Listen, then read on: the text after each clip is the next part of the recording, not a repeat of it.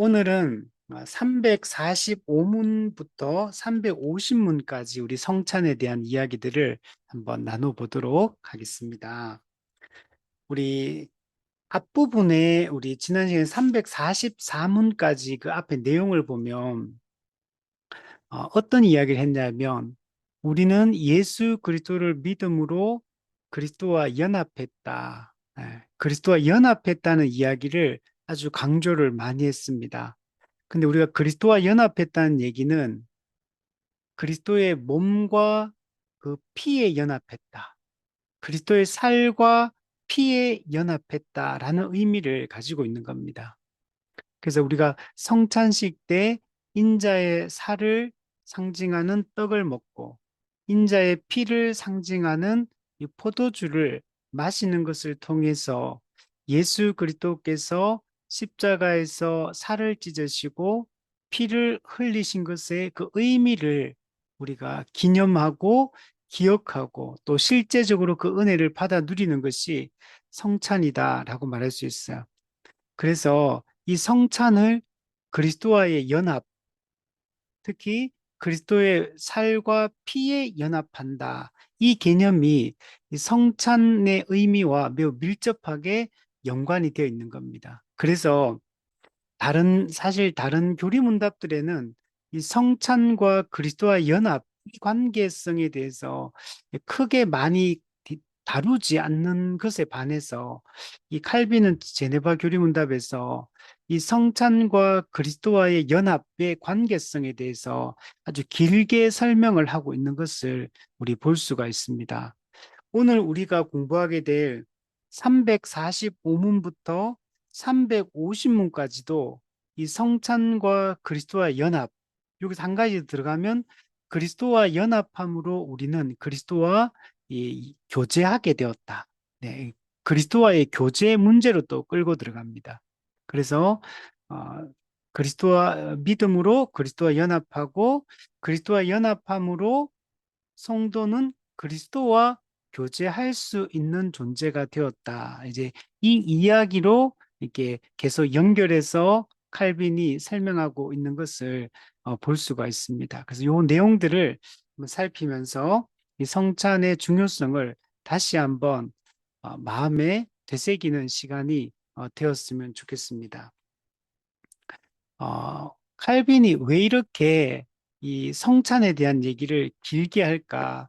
이게 성도가 이 땅을 살아가는 것과 뭐 그렇게 뭐 이게 깊은 연관성이 있는가? 우리 생각할 수 있지만 성찬의 이 은혜, 성찬이 베풀어질 때 우리가 성찬에 합당하게 참여함으로 말미암아 우리가 현재적으로 실제적으로 누리는 유익과 그 효과가 매우 큽니다.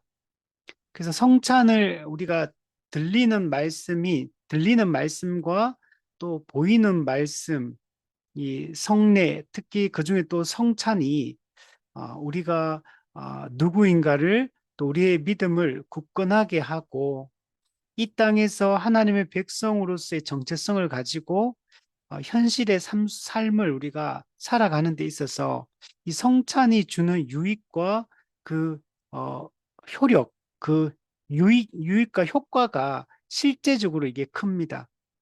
성찬은 단순히 과거를 기념하는 게 아니거든요. 우리가 지금 현재 말씀을 들으면 은혜를 받듯이 지금 현재 성찬에 참여하면 지금 현재 실제적으로 하나님의 그 은혜를, 복음의 은혜를 누리게 됩니다. 우리가 말씀을 들을 때 은혜를 누리는 것처럼 성찬이 단순히 2000년 전에 있었던 사건을 그냥 기념하는 게 아니라 그래서 교훈적 의미로 받아들이는 게 아니라 실제적으로 영적으로 지금 이 순간에 성찬을 받는 이 순간에 하나님의 은혜가 임하는 거기 때문에 그래서 이게 얼마나 중요한 건지 모릅니다. 우리가 그리스도인으로서 이 땅을 살아갈 때 말씀을 계속 듣는 게 중요하잖아요. 말씀을 듣지 않으면 우리는 은혜를 받을 수가 없고 이 현실의 삶 속에서 그리스도인답게 살아가는 게 불가능합니다. 이 성찬도 보이는 말씀으로써 지금 현재 우리의 이 실제적 삶 속에서 그 하나님의 은혜와 하나님의 그 약속을 공고히 하는 역할을 실제적으로 하는 거기 때문에 그 성찬을 소홀히 여겨서는 안 된다는 겁니다. 우리가 들리는 말씀만 있으면 되지, 보이는 말씀이 왜 꼭 필요한가? 우리 앞부분에 그 얘기를 했었잖아요. 들리는 말씀이 만약 우리가 죄성도 없고, 우리가 살아가는 이 환경도 악하지 않고, 우리가 완성된 존재라면, 그러면 보이는 말씀이 필요 없습니다. 그러나 우리는 지금 이미와 아직 사이를 살고 있기 때문에, 우리는 구원받았지만 여전히 죄성을 가지고 있는 상태고, 예수님이 이 땅에 오셔서 십자가 사역을 성취하셨지만, 우리가 살고 있는 이 환경은 여전히 악한 환경, 이 세상 풍속은 이 악해요. 그래서 우리는 이 세상의 이 풍조를 영향을 받으며 살고 있기 때문에 그래서 우리는 들리는 말씀만으로 안 되는 겁니다. 그래서 들리는 말씀을 통해서 우리가 믿음을 갖게 되고 보이는 말씀을 통해 우리의 믿음을 더 견고하고 굳건하게 하는 작업을 해야 하는 것입니다. 그래서 예수 그리스도께서 이 땅에 이 그 성례를 직접 예수님이 제정해 주신 겁니다. 그래서 교회에 직분자를 세워서 공적으로 설교를 하고 공적으로 양육을 함으로 성도들을 교육하고 이 세례와 성찬을 거행함으로 우리의 믿음을 더 굳건하게 만드는 이 작업을 동시적으로 해나가야 되는 겁니다. 그래야지만 성도가 이 땅에서 잘 살아갈 수가 있게 됩니다. 그래서 이미와 아직 사이에 살고 있기 때문에 반드시 보이는 말씀, 세례를 통해 한 지역교회에 속하는 게 중요하고 한 지역교회에 속한 성도들과 한 몸으로 살아가고 그 은혜를 함께 붙들고 살아가는 이런 이 성찬이 우리에게는 매우 중요한 것입니다. 그래서 이게 뭐 없어도 뭐 이 땅에 살아가는데 그리스도인으로 살아가는데 문제 없다. 문제 없지 않죠. 문제가 있기 때문에 지금 세례와 성찬이 한국 교회가 이게 충분히 그 의미가 이해되어지지 않은 상태에서 그리고 합당하지 않은 형태로 이루어지고 있기 때문에 현재 한국 교회 성도들의 이 영적 체질이 매우 약한 겁니다. 죄에 대해서도 면역력이 별로 없고 우리가 또 이 땅의 그리스도인 다움을 드러낼 수 있는 이런 게 별로 없죠. 제가 어제 강의를 하나 들었는데 미국 이제 지금 전 세계가 극우화되는 경향성을 보이고 있거든요.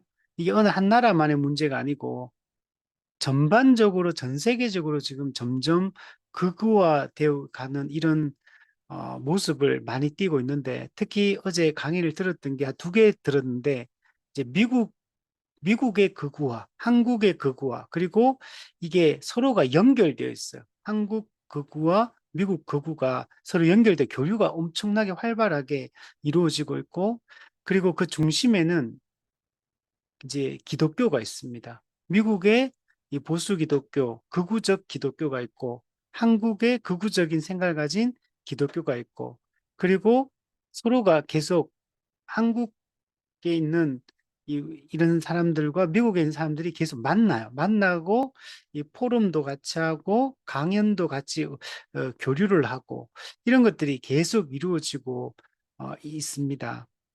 그러니까 교회가 점점 더 이 사회 속에서 고립화되는 이런 경향성을 보이고 있고 세상 사람들은 기독교에 대해서 정말 소망을 갖지 않는 어떤 미국도 지금 그렇지만 한국도 이 정치적 현실 이런 것들 그리고 사회적 현실이 매우 이런 이념 전쟁 때문에 나타나는 문제들이 엄청나게 지금 심각하게 있기 때문에 근데 이런 것들이 다 왜 교회가 이렇게 되었는가? 물론 이제 극좌에 있는 분들도 문제가 많아요. 여기도 문제가 없는 게 아니고 미국도 마찬가지고 한국도 마찬가지고.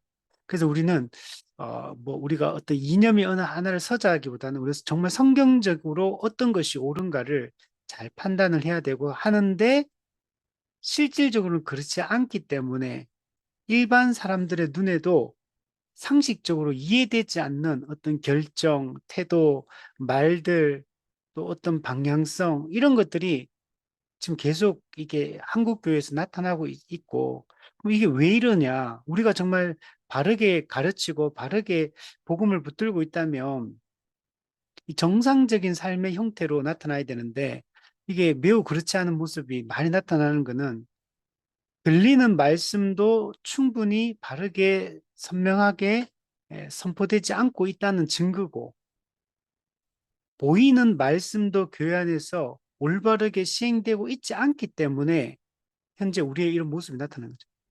물론 그런 정치적인 것뿐만 아니고 또 우리 개인의 삶을 봐도 우리 성도들의 개인의 삶을 봐도 이 죄와 싸우고 거룩하게 살아가고 성도답게 판단하고 생각하고 결정하고 이게 처신하고 이런 게 있어야 되는데 우리가 정말 보통 믿지 않는 사람들이 교회에 대해서 이렇게 부정적인 생각을 갖게 된 이유가 그리스도인들이 세상 사람들이 기대하는 그 수준에도 미치지 못하기 때문에 사실 기독교는 세상 사람들이 생각하는 그 윤리 도덕적 기준보다 훨씬 뛰어나고 탁월한 생각과 삶의 태도를 가지고 살아가는 사람이 성경의 그리스도인인데 그 지금 현재는 세상 사람들의 눈에도 세상 사람들의 일반 상식과 자연 이성에 비추어 봐도 이해되지 않는 말들과 행동들을 그리스도인들이 하고 있다는 거죠.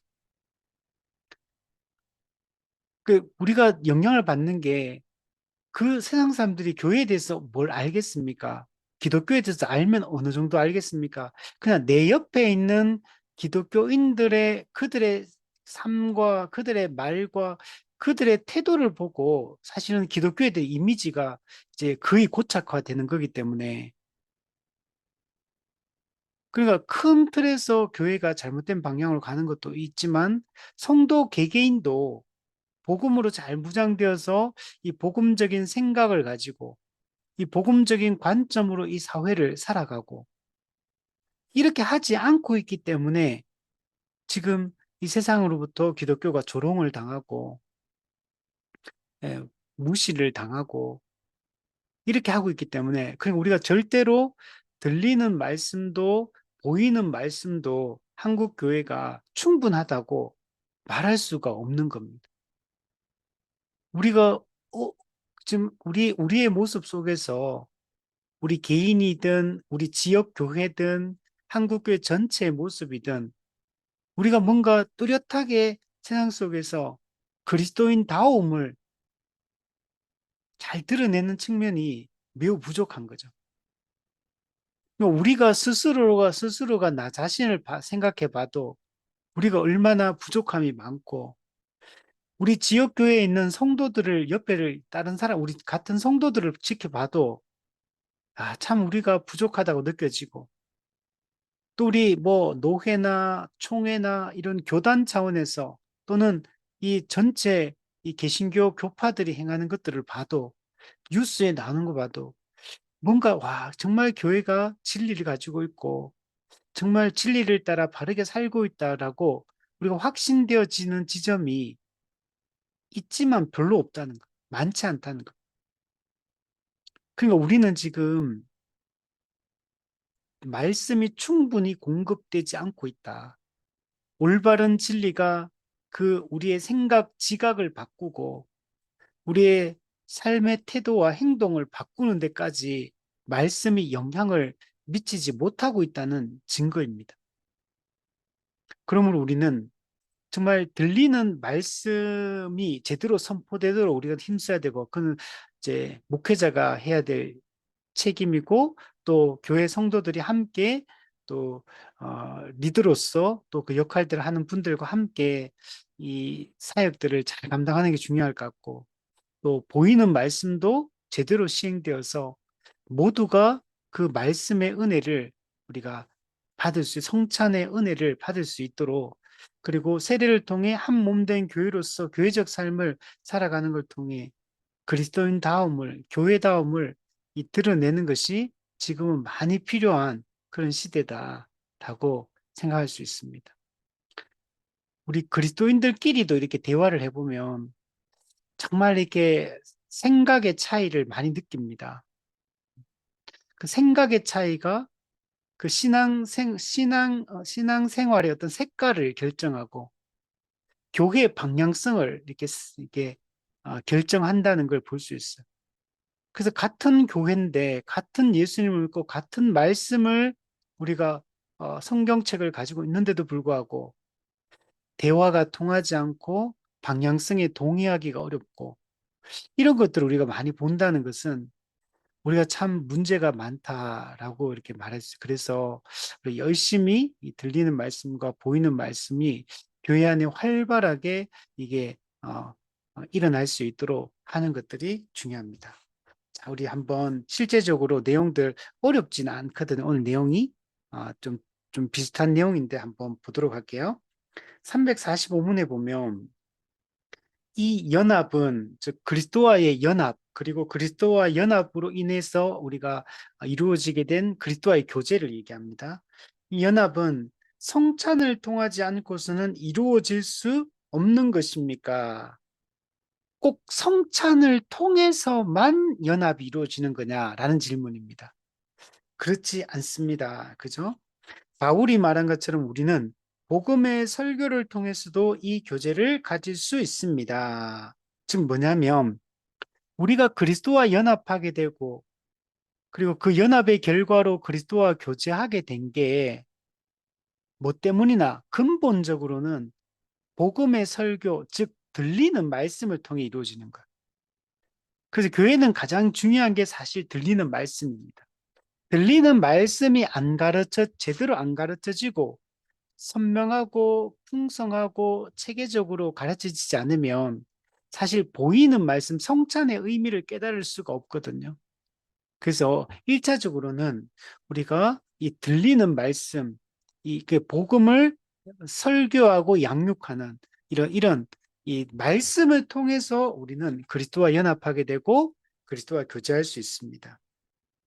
즉 예수님께서는 우리가 그분의 뼈에서 나온 뼈요, 그분의 살에서 나온 살이며, 네. 이거는 뭐냐면 우리가 그분의 뼈에서 나온 뼈고 살에서 나온 살이란 말은 우리가 그리스도와 연합되어 있는 상태를 설명하고 있는 겁니다.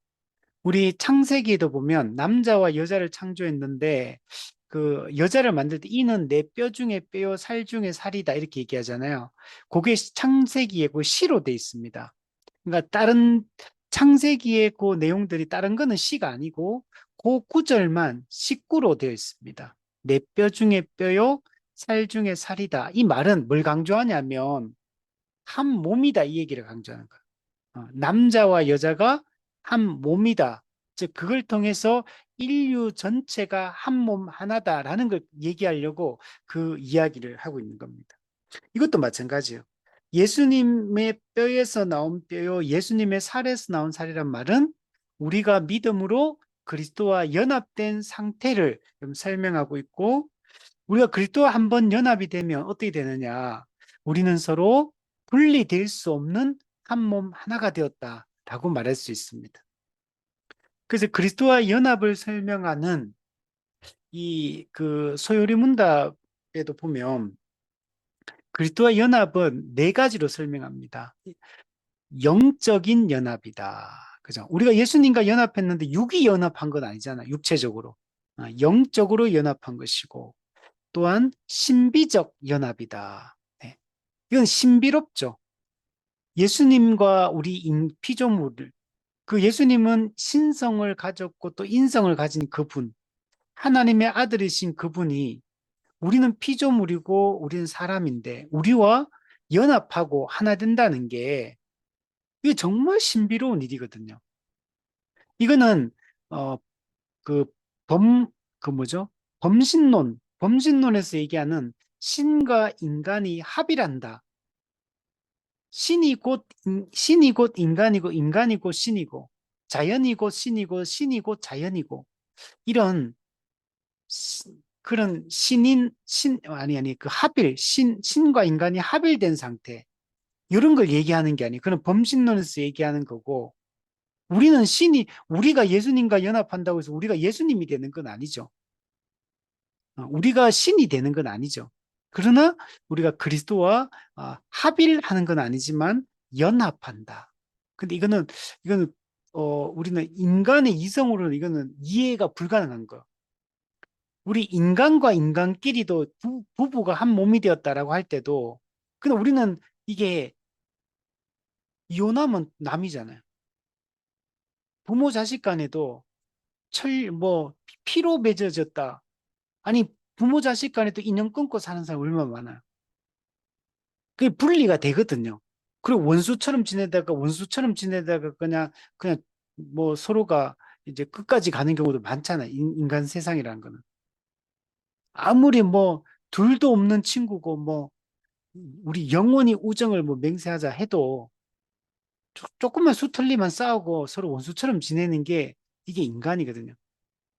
그러니까 한 몸 하나다라고 우리가 말할 수 있는 것 자체가 이 땅에서는 없어요. 영원히 그렇게 되는 존재가 없어요. 그러나 그리스도와 연합은 우리가 예수님이 되고 신이 되는 것도 아니지만 근데 이 한 번의 이 신비적 연합하면 이건 영원한 연합, 분리될 수 없는, 나뉠 수 없는 영원한 연합으로 이루어진다는 것. 그리고 이거는 실제적입니다. 우리가 영적인 연합이라고 해서 실제적이지 않다라는 얘기를 하는 게 아니에요. 영적이지만 실제적인 겁니다. 우리가 몸의 부활을 얘기할 때도 영광스러운 몸으로 부활한다 하잖아요. 그죠? 만약 예를 들면 영적 부활을 했을 때 그게 실제적이지 않다라는 얘기를 하는 거 아니에요. 그래서 이게 다 실제적인 거다라는 얘기를 하고 있는 겁니다. 자, 그래서 정리해 보면 복음을 듣고 믿으면 그리스도와 연합하게 되고 그리고 그리스도와 연합하면 그리스도와 교제하게 됩니다.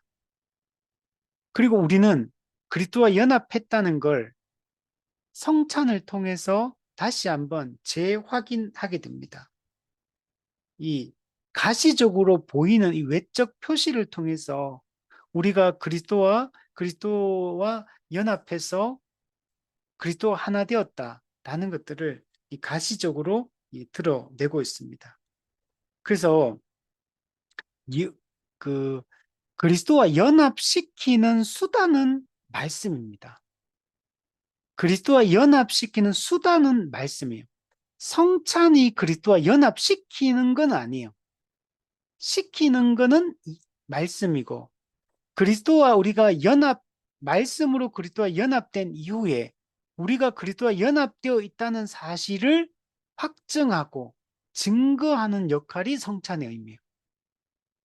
요걸 잘 이해를 해야 돼요. 성찬을 참여했다고 해서 그 자체로 우리가 예수님과 연합하는 건 아니에요. 말씀으로 그리스도와 연합하고 그리스도와 연합한 이후에 성찬을 통해 보이는 말씀을 통해 그리스도와 연합을 확증한다. 재확인한다. 이게 성찬의 의미다. 즉, 이거는 이렇게도 설명할 수 있어요. 들리는 말씀이 믿음을 일으키고 보이는 말씀이 그 믿음을 굳건하게 한다. 네. 믿음을 일으키는 것은 말씀이고 굳건하게 하는 것은 성찬이다. 그래서 성찬과 이 말씀의 관계성을 잘 이해됩니다. 그래서 말씀으로 그리스도와 연합하고 성찬으로 그리스도와 연합됨을 더 공고히 하고 확고하게 하는 역할을 한다. 이렇게 말할 수 있습니다. 자, 그리고 뒤에 보면 그래서 그리스도께서는 우리의 영혼을 먹이시기 위해 하늘로부터 내려온 생명의 떡이시며 또한 아버지와 그리스도께서 하나이심 같이 우리도 그리스도와 하나 될 것임을 여러 성경을 통해 말씀해 주셨습니다. 네. 이 떡과 포도주는 인자의 살과 피를 여러분 상징하고 있습니다. 그래서 예수님은 하늘로부터 내려온 자신을 생명의 떡이다. 이렇게 하늘로부터 내려온 생명의 떡이다. 요한복음 6장에 보면 나는 생명의 떡이니 예수님은 자신의 몸을, 자신의 살을 우리한테 내어주신 겁니다. 그래서 내게 오는 자는 결코 줄이지 아니할 것이요. 나를 믿는 자는 영원히 목마르지 아니하리라. 이렇게 말씀을 하고 있습니다. 그래서 우리는 성찬의 떡과 포도주를 먹고 마실 때마다 그 떡과 포도주가 상징하는 실제로는 인자의 살과 피를 먹고 마시는 것입니다. 그래서 인자의 살과 피를 먹고 마시니까 그리스도 예수님께서 인자의 살을 찢으시고 피를 흘리신 것의 효과를 우리가 누리게 되는 겁니다. 그 유익을 우리가 누리게 되는 겁니다.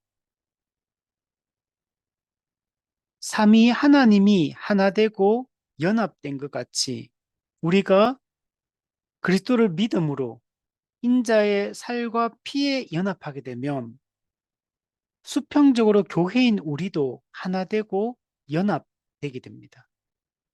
그래서 삼위 하나님의 하나됨과 연합으로부터 교회의 하나됨과 연합함이 이루어지게 되고 그래서 교회는 그리스도와 교제하며 살기도 하지만 성도와의 교제, 성도와 교제하며 살아가는 그런 존재로 지음을 받은 겁니다.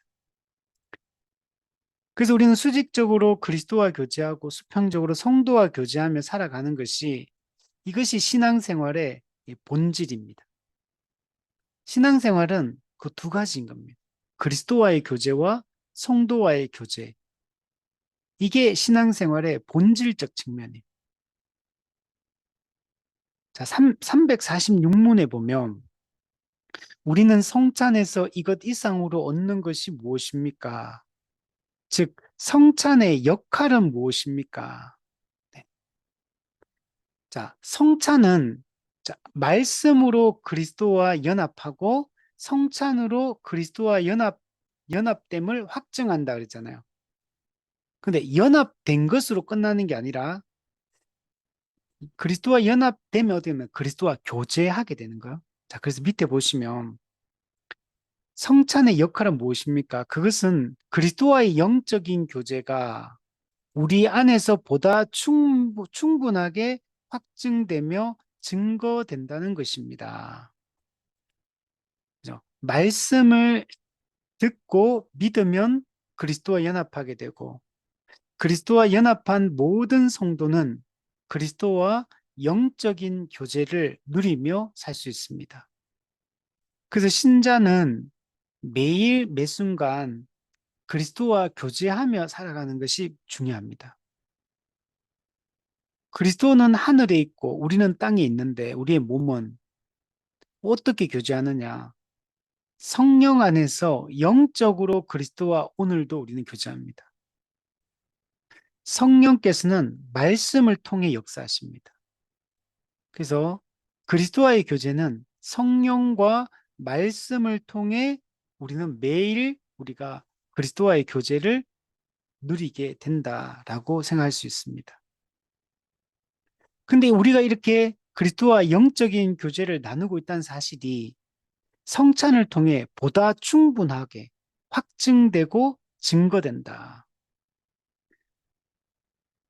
예, 우리가 그래서 성찬을 우리가 합당하게 받으면 우리가 인자의 살과 피를 합당하게 먹고 마시게 되면 그리스도와의 영적인 교제도 더 충분하게 여러분 이루어지게 됩니다. 그리스도와의 그 은혜를 더 깊이 깨닫게 되기 때문에 그리스도와의 이 일상적 교제도 더욱더 선명해지고 분명해지게 됩니다.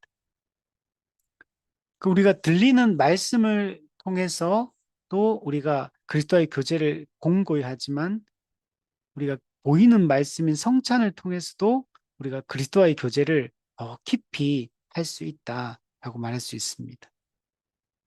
자, 뒤에 보면 바로 예수 그리스도께서 세례와 복음을 통해 우리와 교제를 갖게 되는 것이 사실이라 할지라도 이것은 단지 부분적인 것이지 완전한 것은 아니기 때문입니다. 이건 무슨 말이냐면 예수 그리스도의 세례와 복음을 통해 자, 이거는 뭐냐면 복음은 들리는 말씀을 얘기합니다. 복음 여기서 말하는 복음은 이 들리는 말씀을 이야기하고 세례는 우리 보이는 말씀이죠. 보이는 말씀은 성례인데 그 성례는 두 가지가 있죠. 세례도 있고 성찬도 있는 겁니다. 자, 근데 우리가 그리스도와 연합하고 그리스도와 교제하는 게 기본적으로 들리는 말씀인 복음을 통해 우리는 그리스도와 연합했고 그리스도와 교제할 수 있게 됐어요. 그 또한 그리스도의 교제는 우리가 세례를 받음으로 이 세례는 어떤 의미냐면 우리가 그리스도와 연합했다. 우리가 거듭났다. 우리는 죄의 사함을 받았다. 우리는 새로운 존재가 되었다는 걸 확증하는 게 세례입니다. 그래서 들리는 말씀인 복음 그리고 보이는 말씀인 세례를 통해서 우리는 그리스도와의 교제를 나눌 수 있습니다.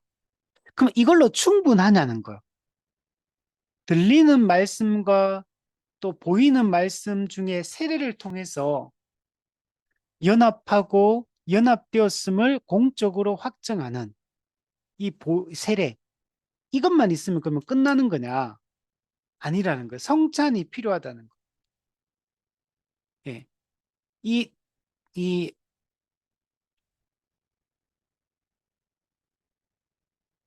잠시만, 이게, 말씀과 그리스도와 연합하게 하는 말씀, 그리스도와 연합되었음을 공적으로 확증하는 세례.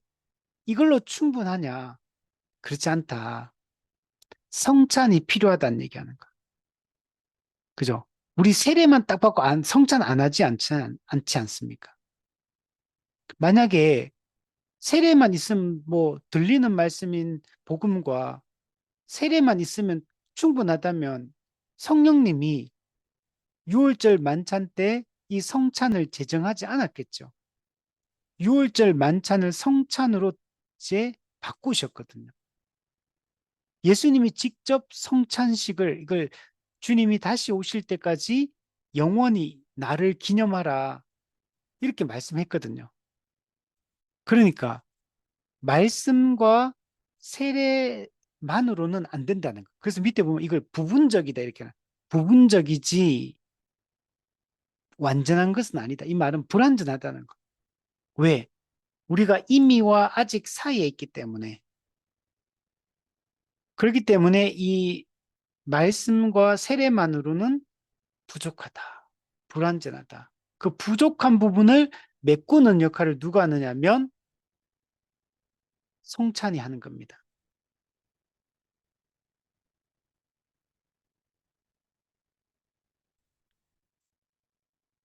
자, 그래서 우리가 이 들리는 말씀과 또 세례와 성찬과 그 어느 하나도 소홀히 여기서는 안 됩니다.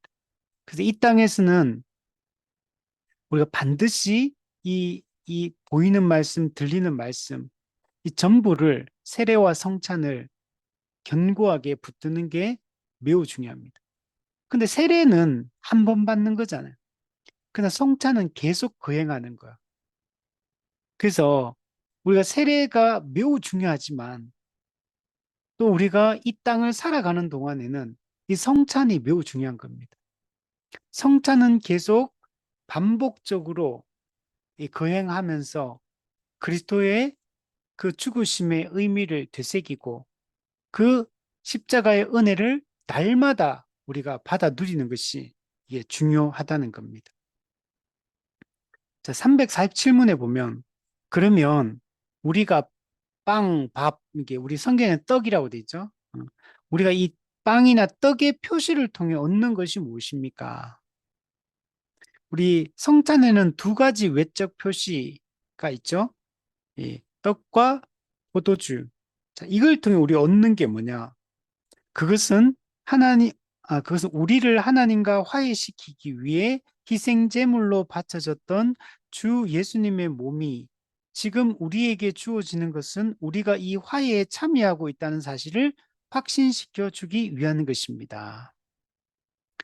예수님은 성찬을 제정하실 때 먼저 떡을 떼어 주시면서 이것은 너희를 위한 내 몸이다라고 말씀하시고 또 이 잔을 주시면서 이것은 너희를 위한 새 언약의 피다. 주님이 다시 오실 때까지 그것을 기념해라. 이렇게 얘기하잖아요. 그러니까 의도적으로 예수님은 이 떡과 포도주를 나누어 주시면서 예수님의 살을 찢으심과 피를 흘리심을 물론 이제 동일한 의미죠. 그 의미를 기억할 것을 두 가지의 가시적 표시, 이 외적인 표시를 통해서 이 보여주고 있는 겁니다. 그래서 이 빵, 떡은 그리스도의 인자의 살을 상징한다. 근데 예수님이 희생제물로 자신의 살을 찢으신 이유, 자신의 몸을 찢으신 이유가 뭐냐면 우리를 하나님과 화해시키기 위하여. 원래 죄인은 타락함으로 말미암아 하나님과의 그 관계가 끊어지게 되었습니다. 관계가 단절되었습니다. 하나님과 원수 관계, 적대적 관계로 바뀌었습니다. 예수님이 이 땅에 오셔서 자신의 몸을 찢으신 이유는 하나님과 우리와의 관계를 회복시키기 위해서. 이걸 한마디로 하나님과 화해한다. 또는 하나님과 화목해 한다. 하나님과 평화롭게 한다. 이렇게. 그 죄의 문제가 해결되어야지만 이게 가능하기 때문에 예수님은 우리를 대신해서 우리 죄를 담당하시고 형벌적, 대속적 죽음을 죽으신 겁니다. 그래서 죄 문제를 해결하시고 하나님과 우리 사이에 놓여있던 이 죄를 제거하시고 우리를 하나님과 화해시키셨다. 그리고 이 성찬은 뭐냐? 우리 예수님의 이 살을 찢으심을 통해서 하나님과 우리의 관계가 화해했다. 화목하게 되었다. 라는 걸 우리에게 보여주고 또 그 실제로 그 은혜에 우리로 하여금 참여하게 하는 것. 하나님과의 화해에 참여하게 하는 것을 이 성찬이 보여주고 있는 겁니다. 그래서 우리가 떡을 먹을 때 그리스도의 살을 찢으심을 통해 우리는 하나님과 화목하게 되었다. 라는 사실을 확신시켜주는 역할을 이 성찬이 하고 있다. 그리고 앞서 얘기했던 것처럼 성찬의 이 떡은 단순한 기념이 아니라 지금 현재 주어지는 은혜다. 지금 현재 실제적으로 십자가 죽음의 효력이 우리에게 주어지는 그런 그 순간이다라고 얘기를 할 수 있습니다. 그래서 만약에 우리가 성찬에 참여하지 않게 되면 우리는 그 성찬을 통해 주시는 그 은혜를 실제적으로 거기서 제외되는 겁니다. 그 성찬에 참여하고 성찬의 그 의미를 우리가 묵상할 때 실제적으로 그 하나님의 은혜를 우리는 실제적으로 누리게 되는 것이다. 그래서 우리는 성찬을 잘 준비해서 우리가 잘 참여하는 것들이 매우 중요하고 성찬을 우리가 귀하게 여기고 참여하는 것은 하나님의 그 은혜를 다시 한번 묵상하고 우리의 마음에 새기고 그 성찬의 은혜를 받아 누리는 것이기 때문에 우리가 정말 기대하는 마음으로 준비해서 잘 참여하는 것이 중요합니다. 348문을 보시면 그러면 포도주의 표시를 통해서 얻는 것은 무엇입니까? 자, 우리 347문에는 떡의 표시를 통해 얻는 유익에 대해 있고, 여기서는 이제 포도주를 얘기합니다. 예. 이 포도주는 그리스도의 피를 상징하고 있습니다. 예수님은 우리를 위해 언약의 피를 흘리셨다. 그래서 주님이 다시 오실 때까지 이 피를 기념하라라고 이렇게 말씀을 했습니다. 그럼 피를 흘렸다. 이 말은 죽었다라는 얘기를 하는 거예요. 피를 흘렸다는 것은 죽음이 있었다라는 얘기를 합니다. 예수님이 우리를 대신해서 그 죄에 대한 형벌, 그 율법의 요구에 따라 죄에 대한 형벌이 집행이 되었는데 그걸 누가 받으셨냐면 우리의 대표로 이 땅에 오신 예수 그리스도께서 우리를 대신해서 피를 흘리신 겁니다. 즉 형벌적 죽음을 죽으신 겁니다. 그래서 이 그리스도의 희생으로 말미암아 죄의 용서가 이루어지게 여러분 된 겁니다. 이걸 잘 보여주는 게 히브리서 9장 22절에 보면 피 흘림이 없은즉 죄 사함이 없느니라. 예. 피 흘림, 즉 속죄의 죽음, 형벌적 죽음이 없으면 죄 사함이 없는 겁니다. 육체의 생명은 피에 있다 이렇게 말해요. 피 흘림이 있을 때 우리에게 참 생명이 우리한테 주어지게 여러분 되는 겁니다. 그래서 밑에 보면 그래서 예수님께서 우리의 죄의 대속물로 자기 피를 지금 우리에게 주어 마시게 하시는 것은 우리로 하여금 어떠한 의심도 하지 않고 당신의 피의 열매를 얻도록 하기 위한 것입니다. 피의 열매. 그 뭐냐면 예수님의 피 흘림으로 말미암아 우리가 얻게 된 모든 유익을 이야기합니다. 예수님의 피 흘림으로 인하여 우리는 많은 유익을 얻게 되거든요. 가장 중요한 게 죄 사함을 받죠. 죄 사함, 죄 용서함. 그 죄 용서함을 받은 하나님과 우리 사이를 갈라놓던 죄 문제가 해결되니까 하나님과의 관계의 회복이 일어납니다. 하나님과의 관계의 회복이 일어나고 하나님과 관계가 회복되어서 우리는 그분의 자녀가 되고 그분의 백성이 되었습니다. 그래서 이제는 우리의 머리이신 그리스도께서 우리를 통치하고 다스리고 인도하고 공급하고 보호하시고 돌보십니다. 그리고 결국 그래서 그것이 이 땅에서는 불완전하게 이루어지지만 그러나 그리스도의 재림 이후에 우리는 영생에 들어가게 됩니다. 즉 그리스도의 통치가 완전해지는 겁니다. 모든 죄성으로부터 벗어나서 이 악한 환경으로부터 벗어나서 우리는 온전한 마음으로 삼위 하나님을 예배하게 되고 삼위 하나님과 교제하는 삶을 우리가 살게 됩니다. 이것이 곧 영생입니다. 임마누엘의 완성을 우리는 누리게 됩니다. 자, 그래서 정리해 보면 그리스도의 떡과 살을 찢으심, 그리스도의 그다음에 이 피를 흘리심, 이걸 통해서 우리는 하나님과 화해하게 되고 우리는 죄 용서를 받게 되고 하나님께 담대히 나가 하나님과 교제할 수 있는 이런 존재가 우리가 되게 된 겁니다. 349문에 보면 당신의 말은 성찬은 우리를 예수 그리스도의 죽음과 고난으로 나아가도록 만드는 것인데 이는 우리로 그 고난의 열매에 참여하도록 하기 위한 것이라는 말입니까? 네. 우리가 성찬을 받아 마시는 것은 그리스도께서 당하신 그 고난에 우리도 동참하는 겁니다.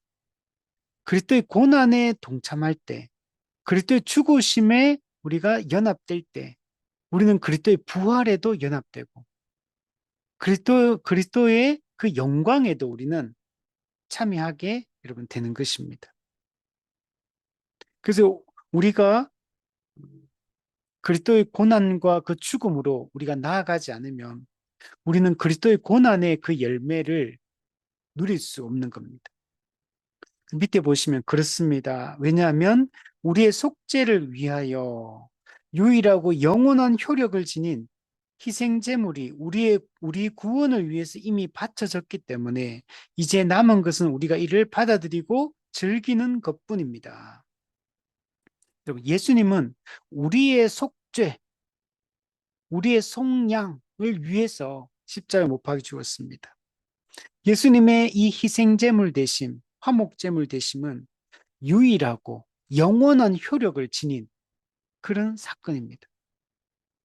예수님의 이 희생 제사 외에는 우리를 죄 사함을 이루고 하나님과의 관계를 화해하게 하는 걸 할 수가 없습니다. 유일해요.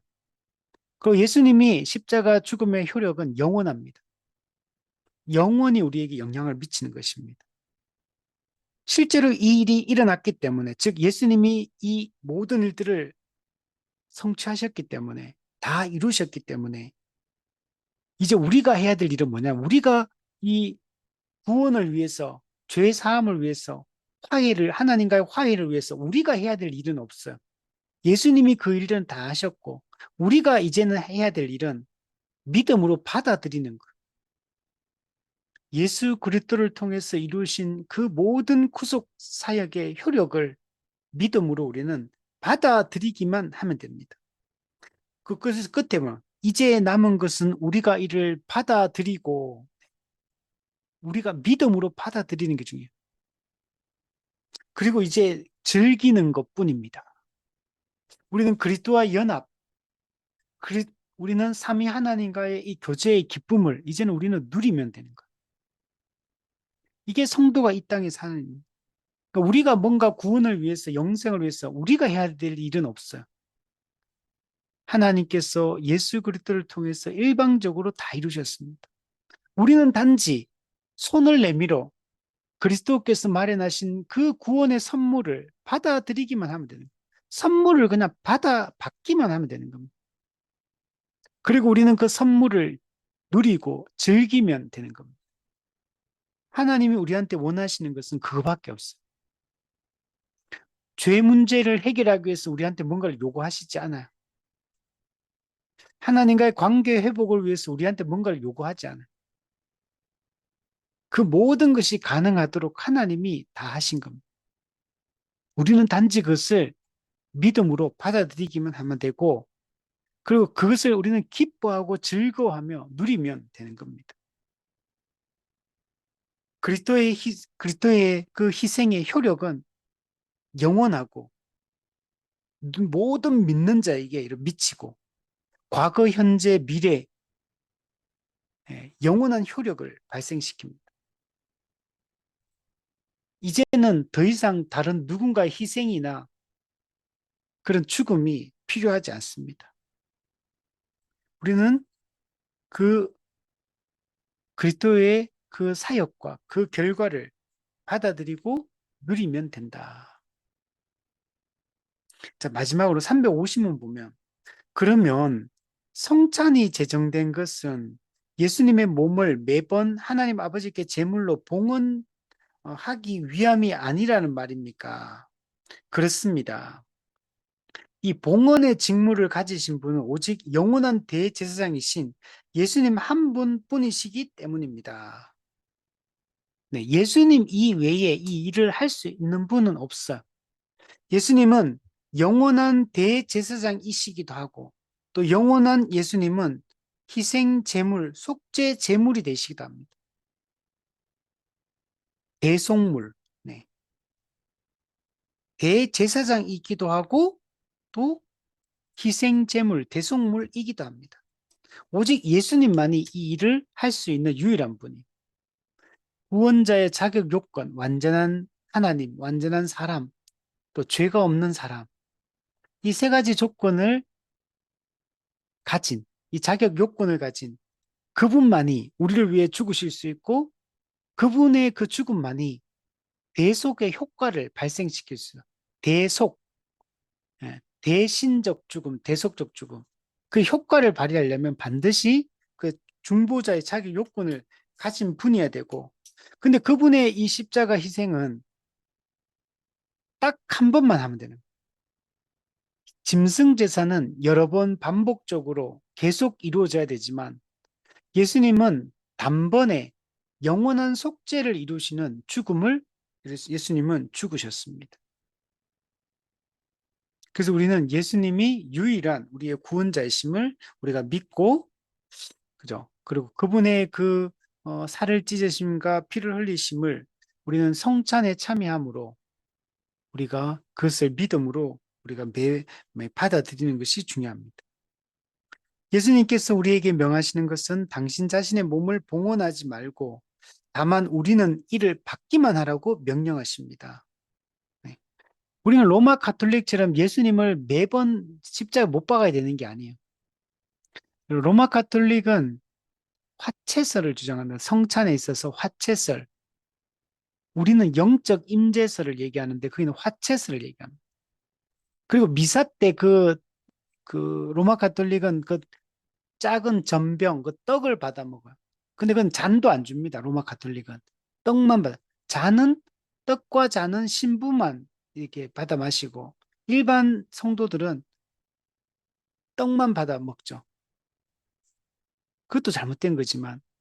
그리고, 그리고 기본적으로 성찬을 화채설로, 그 떡과 포도주가 실제의 예수님의 몸과 피라고 그들은 믿어요. 화채.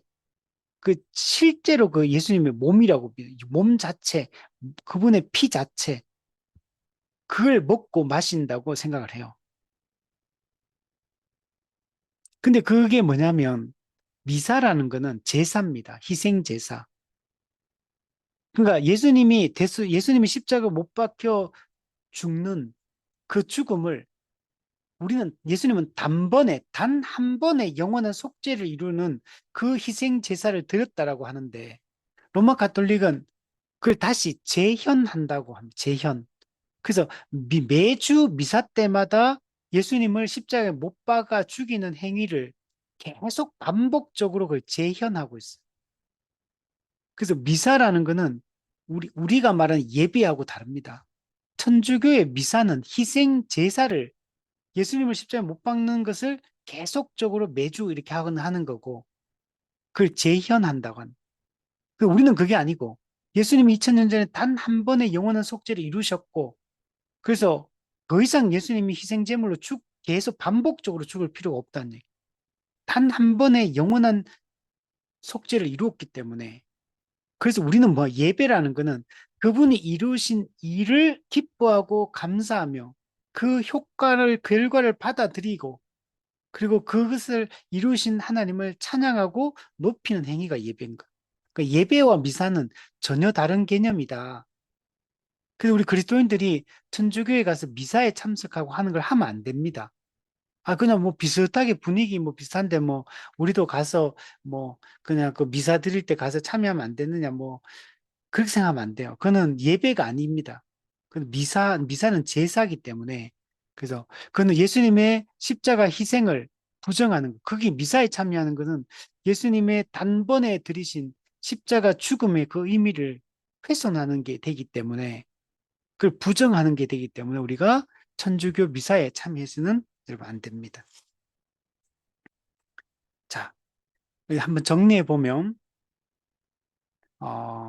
우리는 들리는 말씀을 통해 그리스도와 연합한다. 그리스도와 연합함으로 우리는 그리스도와 교제를 누리게 되었고 그리스도와의 교제는 거기서 끝나는 게 아니라 성도와의 교제, 성도들 간의 교제, 즉 우리가 말하는 성도의 교제, 이 교회적 삶을 우리가 살 수 있는 이 토대가 되었습니다. 근데 우리가 이미 아직 사이 살고 있기 때문에 들리는 말씀만으로는 우리가 충분하지가 않아요. 그래서 들리는 말씀을 통해서 우리가 믿음을 일으키고 그리스도와 연합하게 되고 그리스도와 교제하게 되고 또 우리가 세례를 받음으로 공적으로 그리스도와 연합했음을 확증하고 그러나 이 말씀과 세례만으로는 부족하다. 우리가 아직 사이기 때문에 또 외적인 표시인 두 번째 떡과 포도주 이 성찬을 통해서 우리는 그리스도의 그 십자가의 은혜를 다시 한번 기억하고 그것을 꼭 붙들고 믿음을 더 견고하게 하고 하나님의 은혜와 약속을 더 굳건하게 붙잡는 이런 일들을 성찬을 통해서도 우리가 해야 된다. 그래서 우리는 이 들리는 말씀, 보이는 말씀 전부 다를 통해서 이 땅에서는 하나님의 은혜를 경험하고 하나님의 약속을 붙들 수 있고 믿음을 날마다 더 굳건하게 해서 그리스도와의 교제를 더 돈독히 하며 이 땅에서 살아가는 것이 이것이 이 땅에서 우리 신앙생활의 이 방법이다. 이렇게 우리가 생각을 해야 됩니다. 네, 우리 오늘은 여기까지 우리 하도록 하겠습니다.